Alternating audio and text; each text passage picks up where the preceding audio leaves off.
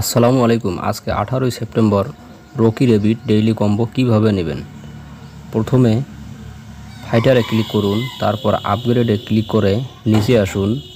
নিচে আসলে আপনারা দেখতে পারবেন এখানে প্রথম কার্ডটি রয়েছে। প্রথম কার্ডটি হচ্ছে ফ্লেক্সিবিলিটি ট্রেনিং। এখানে চুজ সুপার সিটে ক্লিক করবেন।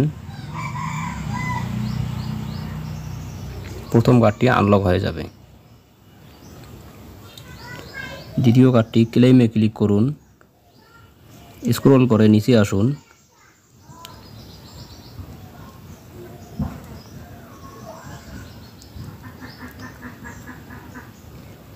এখানে দেখতে পারবেন মর্নিং স্টিক নামে একটি আছে, এখানে চুজ সুপার সেটে ক্লিক করুন। দ্বিতীয় কার্ডটি আনলক হয়ে যাবে। তৃতীয় কার্ডটির জন্য কোচে ক্লিক করুন, নিচে আসুন।